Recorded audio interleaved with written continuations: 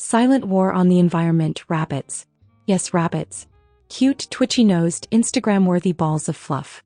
But in Australia, they're more like eco-villains with big ears and a bad attitude. These aren't just garden grazers. They're landscape-leveling, soil-wrecking, fence-dodging, breed-like-there's-no-tomorrow machines. And Australia has to kill them. Seriously. It all started, as so many ecological disasters do, with a human who thought, what could possibly go wrong? Meet Thomas Austin, an Englishman who thought it'd be charming to release 24 wild rabbits into the Australian wilderness for a spot of hunting. You know, a bit of sport. Old chap, fast forward, and those 24 bunnies turned into millions. Yes, millions. Rabbits didn't just survive in Australia, they thrived like a freeloading cousin who crashes on your couch and never leaves. Except this cousin eats your furniture, invites all his mates over, and starts digging holes in your backyard. The problem isn't just that there are a lot of rabbits, it's what they do.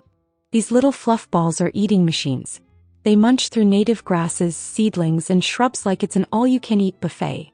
Plants that native Australian animals depend on? Gone. Entire ecosystems?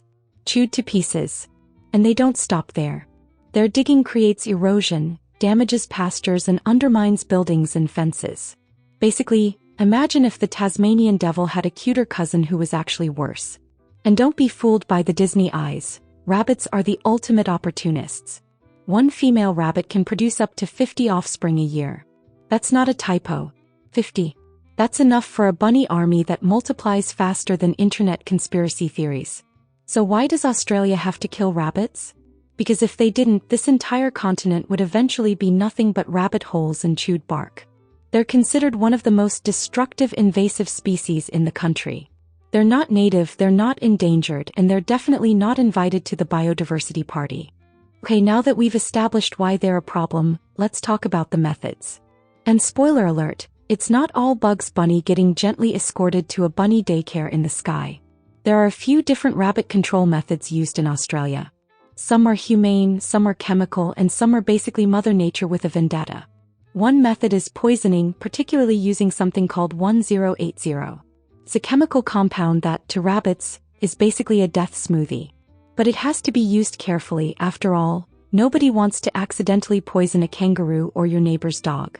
Then there's trapping and shooting. Old school, sure, but still effective in certain areas, especially in rural farms. Some farmers get quite creative, almost like bunny bounty hunters. It's like a spaghetti western but with more carrots. And then there's biological warfare.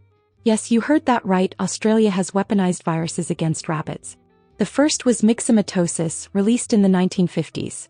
The virus caused rabbits to develop swelling, blindness, and eventually die. It was devastatingly effective at first, killed off around 99% of rabbits. But then the survivors evolved. Now rabbits are tougher, smarter, and a bit like villain origin stories waiting to happen. Next came the rabbit hemorrhagic disease virus, which sounds like something out of a horror film, and for rabbits, it is. It targets the liver, causes internal bleeding, and spreads like wildfire. Scientists even gave it a cool name, calicivirus. Sounds like something you'd order at a hipster bar, but it's deadly. It was released in the 90s and again in newer strains to target rabbits that had developed immunity. There's even fencing, though you'd need very big fences. Australia once built the rabbit-proof fence, one of the longest fences in the world, to keep rabbits from migrating westward. Fun fact, it didn't really work. Turns out, rabbits are not only destructive, they're also pretty good at figuring out how to dig under fences. Little Houdinis with fur. So how often does Australia engage in these rabbit-killing activities? Well, it's not a one-time event. It's ongoing. Constant. Like laundry or bad reality TV. Every season, different states and territories roll out strategies to manage local rabbit populations. It's a never-ending battle between humans and the Fluff Brigade. But here's where it gets funny.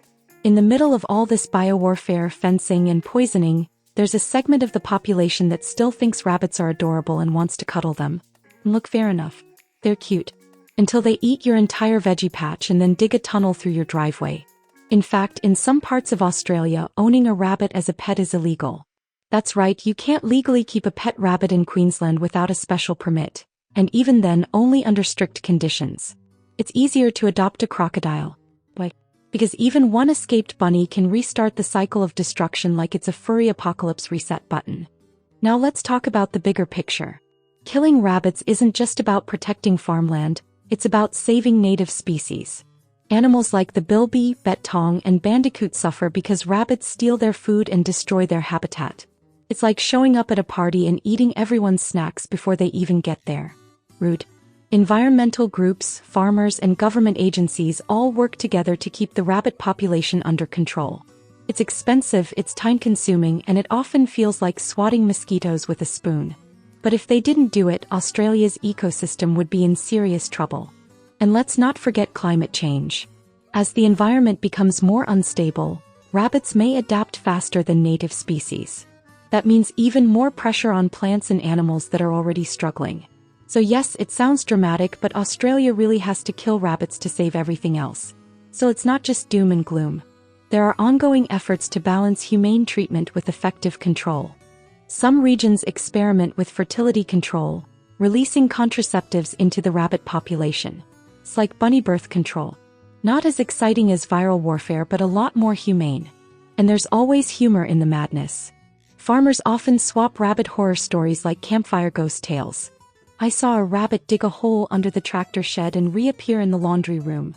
One stared at me for 10 minutes without blinking. I think it was plotting something. There are even memes, rabbits photoshopped with laser eyes, dressed like mafia bosses or riding kangaroos into battle. Because sometimes the only way to fight back is with laughter. In the end, rabbits are a cautionary tale. A warning about what happens when invasive species are introduced into fragile ecosystems. A lesson in humility.